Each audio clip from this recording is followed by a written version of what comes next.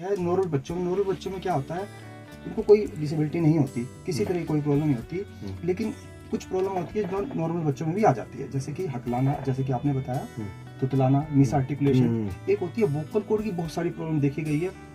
ये प्रॉब्लम ऐसी, तुतलाना जो होता है यानी मिस आर्टिकुलेशन, वो बचपन में होता है, लेकिन हकलाना और ये गले की जो प्रॉब्लम होती है वोकल कॉर्ड की, किसी भी एज में हो सकती है।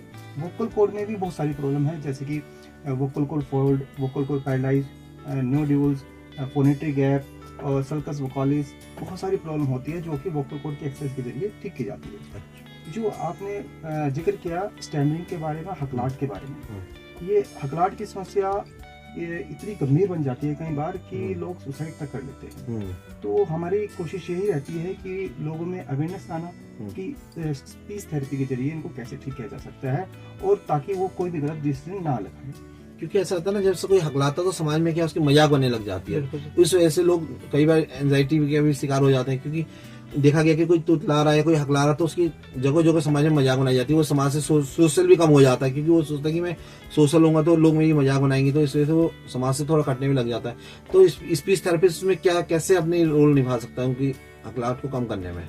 जी हाँ, ये बहुत अच्छा सवाल पूछा आपने, क्योंकि क्या होता है, जो कोई भी लोग हकलाते हैं इस पर कई तरह की होती है, जैसे कि ब्लॉक के जाना, कि उसका वो बिल्कुल ही रुक जाए, जैसे कहाँ जा रहे हो, इस तरह की कोई ब्लॉकेज आती है। कई लोग हमने देखे ऐसे। हाँ, और किसी के स्टैमिना को रिपेयर, पानी पीना है, हाँ।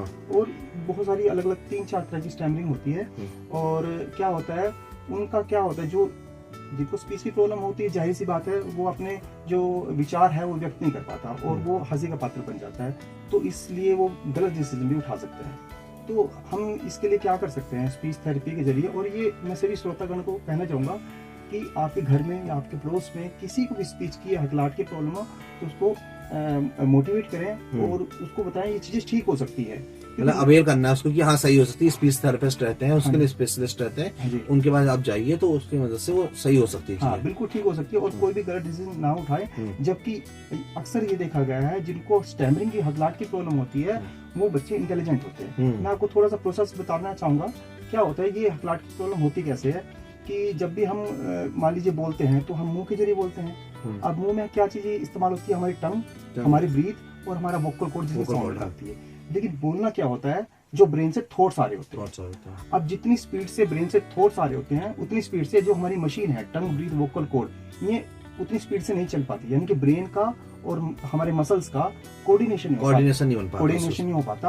और इसको ठीक करने के लिए हम ज्यादा जो काम करते हैं, ब्रीथ पे काम करते हैं। क्योंकि बोलने के लिए जितनी ब्रीथ की जरूरत पड़ती है उतनी ब्रीथ नहीं निकल पाती।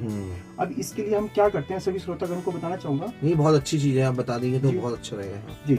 तो उसमें क्या होता है, देखिए अब हमारी सबसे पहले टंग पे काम होता है। जाहिर सी बात है, टंग का मूवमेंट होना चाहिए, कहाँ कहाँ जाना है, कौन से वर्ड में कहाँ जाना है, कौन से लेटर में जाना है। क्या होता है इसमें, जितनी स्पीड से, जैसे कि मैंने काका बोलना है, अब काका बोलने के लिए टंग का पीछे वाला पार्ट लगता है। अब हमने बोलना काका, लेकिन टंग वहां तक पीछे वाला पार्ट पहुंचा ही नहीं, तो वो अटक जाएगा।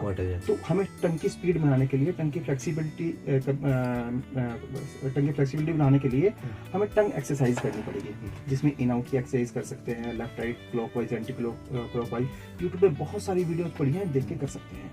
और उससे क्या होगा, टंग में फ्लेक्सिबिलिटी है, वो स्पीड में, और जितनी स्पीड में लाइक तरह से टंग की एक्सरसाइज टाइप की हो गई, उसको ऊपर नीचे या इधर लेफ्ट राइट इस टाइप का मूवमेंट करा के बढ़ेगी, तो बच्चा इजीली बोल पाएगा। दूसरा, उसमें breathing exercise is most important. अगर किसी को कुछ भी ना समझ में आ रहा है, अगर वो ब्रीथ पे काम कर ले, यानी जो लंग्स होते हैं, लंग्स पे काम किया जाए। जैसे हम बैलून फुलाते हैं, तो जितनी ज्यादा उसमें हवा भरी होगी तो उसका प्रेशर उतना ही ज्यादा बढ़ेगा।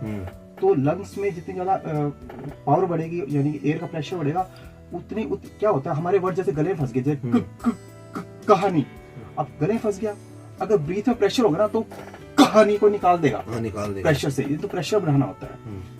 और इसके लिए ब्रीदिंग एक्सरसाइज बहुत सारी है, अनुलोम विलोम हो गया, हमारे योगास बहुत ज्यादा हो गए, इन आउट की एक्सरसाइज होगी, बहुत सारी एक्सरसाइज जो यूट्यूब पे अवेलेबल है। कोई दिक्कत नहीं, बस आपको ये ध्यान रखना है कि हमें अपने लंग्स पे काम करना है, लंग में प्रेशर रहना है। तीसरा होता है वोकल कॉर्ड की एक्सरसाइज में हम सिंहासना अक्सर योगा करते हैं हकलाहट के लिए, बहुत अच्छा है, क्योंकि हमारी साउंड भी प्रॉपर आनी चाहिए। इससे क्या होता है, गले में जैसे किसी की पतली आवाज होती है या घोड़े जैसी आवाज होती है, तो वो भी ठीक हो जाती है। इन एक्सरसाइज के जरिए अब हमारी मशीन पे काम हो गया, टंग पे, ब्रीथ पे, वोकल कॉर्ड पे काम हो गया। अब चौथा होता है स्पीच थेरेपी। स्पीच थेरेपी में मैंने जैसे कि शुरू में आपको बताया कि हमारे मसल्स और ब्रेन के साथ कोऑर्डिनेशन हमें करना है। स्पीच थेरेपी के जरिए हमें मसल्स और ब्रेन के साथ कोऑर्डिनेशन करना है। इसमें एक बहुत अच्छा टिप्स बताना चाहूंगा कि क्या होता है, मैंने जैसे कि शुरू में बताया कि जितनी स्पीड से हमें हमारे थॉट्स आते हैं उतनी स्पीड से हमारे मसल्स काम नहीं करते। तो हम सबसे पहले स्पीड कंट्रोल की थेरेपी देते हैं, यानी स्पीड को बिल्कुल इतना कम कर देंगे और ब्रेन के साथ कोऑर्डिनेशन करेंगे। जैसे सबसे पहले स्ट्रेचिंग थेरेपी।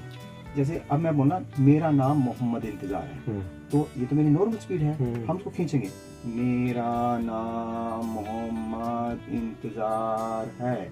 अब इसमें थेरेपी क्या काम कर रही है, अब हमारी टंग, ब्रीथ, वोकल कॉर्ड स्पीड में काम नहीं करती, लेकिन धीरे धीरे बोलने से उनको टाइम मिलता है वर्क करने के, टंग पोजीशन करेक्ट होने, ब्रीथ भी इजीली निकल रही है। इसी के साथ ये हम तकरीबन 10 से 15 मिनट इसको मतलब लंबी प्रोसेस है, ऐसा नहीं कि आप एकदम से चीजें हो जाए, बहुत लंबा समय, कितना समय लग जाता है कभी कभी? इसको अगर देखिए, अगर कम स्टैमरिंग है मिनिमम 2 मंथ चाहिए। अच्छा, हाँ 6 महीने भी लग जाते हैं। और जैसे ठीक होने के बाद भी इसकी थोड़ी थोड़ी प्रैक्टिस, ब्रीदिंग एक्सरसाइज हल्की हल्की चलती रहती है, वो साल भर के बाद ये ठीक हो जाती है। जैसा हमने देखा ना, कई बच्चे सेरेब्रल पल्सी वाले होते हैं, उनकी स्पीच बिल्कुल भी डेवलप नहीं हो पाती, तो उनके लिए कैसे चैलेंजेस बहुत